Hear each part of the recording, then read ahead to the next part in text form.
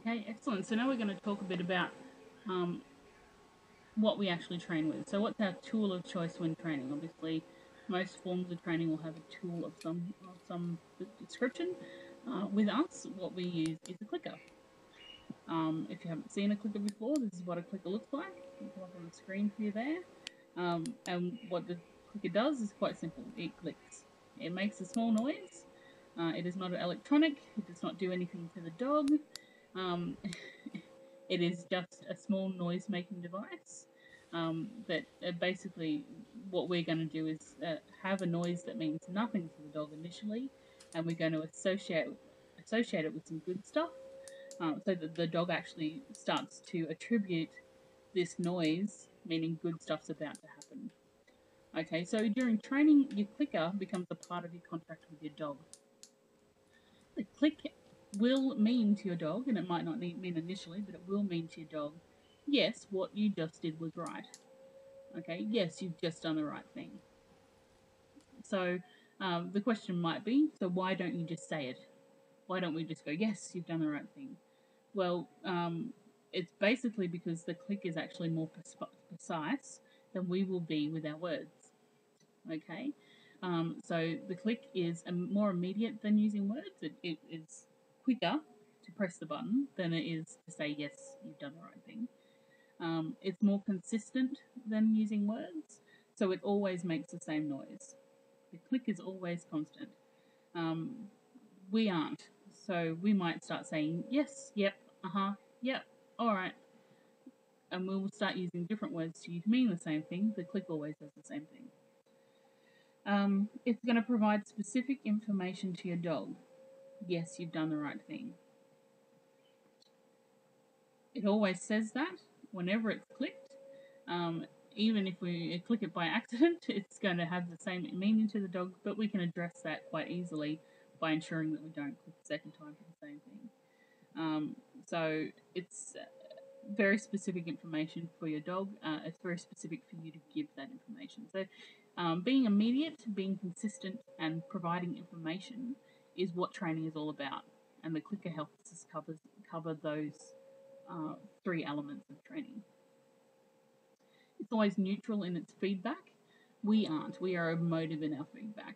Good dog. Bad dog. Okay, we are emotive when we give feedback to ourselves and to our dog. The clicker also becomes a promise of good things to come. So it's first going to be a promise of good things to come.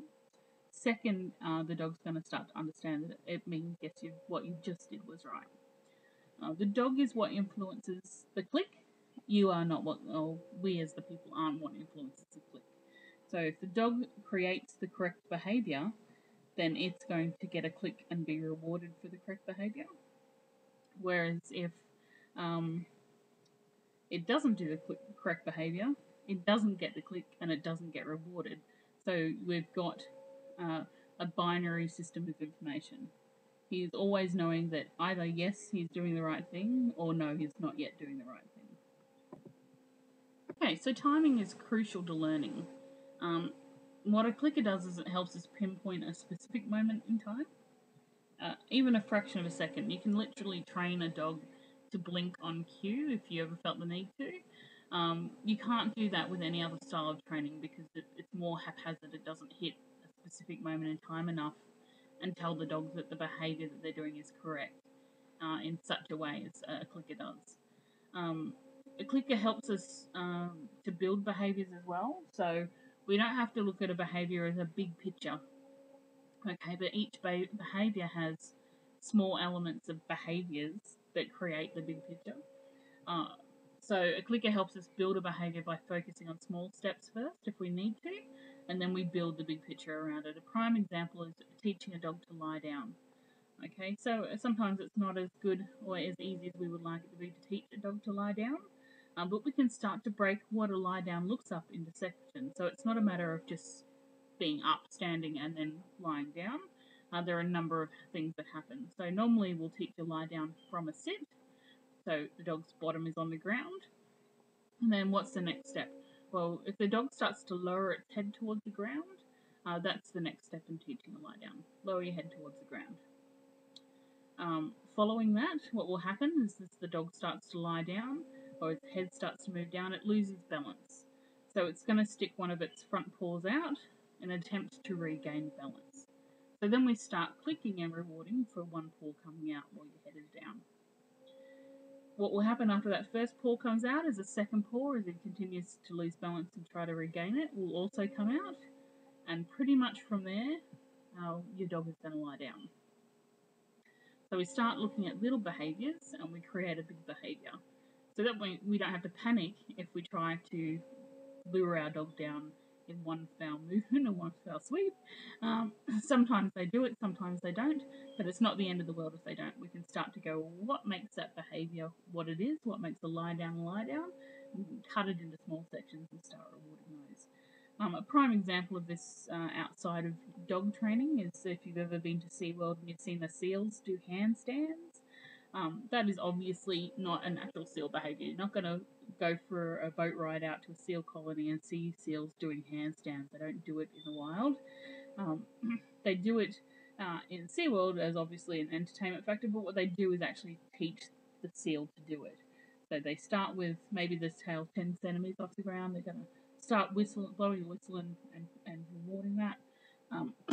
And they're going to keep continuing to do that as the seal goes up in 10 centimetre increments until they've got the seal at a 90-degree angle. So think of it as small steps first, and then we'll get to the big picture. It's important to remember that your click is more important than your food. Okay, so in class, using food as a reward, the click is more important than the object that the dog wants, because the click is where the information lies. The click is the yes, you've done the right thing, and something good is about to happen because you've done the right thing. It pinpoints the behaviour that we want to reinforce. It will buy you time and buy you distance. So if we need to teach our dog to sit at a distance to us, the click allows us to give them the information, yes, you've done the right thing, where we might not be able to present them with a reward right away. Okay, it buys us the time to do that. Another example from SeaWorld when it comes to this, so in SeaWorld they use a whistle instead of a clicker, but the premise underneath the using of a whistle is exactly the same reason why we use a clicker. So if you think of the dolphins at SeaWorld, they're going to hit those big red balls that sit up the top of their tank. Basically, obviously you can't throw a fish, 35 metres in the air and 25 metres in front of you. It'd be difficult to pinpoint that accurately while the dolphin is up in the air. So what happens when the dolphin goes up and they hit that ball, they're going to get a whistle blown, and then the dolphin's going to come back and get the treat. So they've brought themselves time and they've brought themselves distance by using this marker, this thing to mark the behaviour that we want to see. It's also important to remember that a clicker is a training tool. It's not a lifetime crutch. I don't expect you to be using a clicker for the rest of your dog's life, so you don't always have to have one in your pocket. You begin to fade out the clicker when the behaviour is learnt. When the behaviour is learnt, then we can start to add the cue, so the word that we're going to use to mean the behaviour that the dog is doing, and we start to get rid of the clicker at that point.